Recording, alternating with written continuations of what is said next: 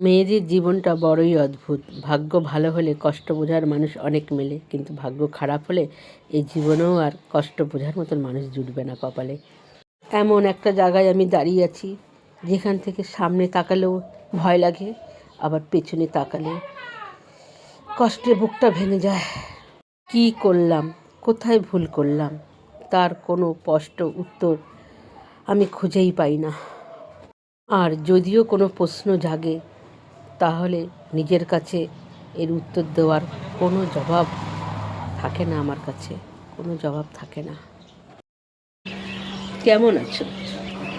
সবচেয়ে কঠিন প্রশ্ন আমার কাছে, কিন্তু এর মিথ্যা সহজ উত্তর সবাইকে বলি, ভালো আছি, খুব ভালো আছি আমি।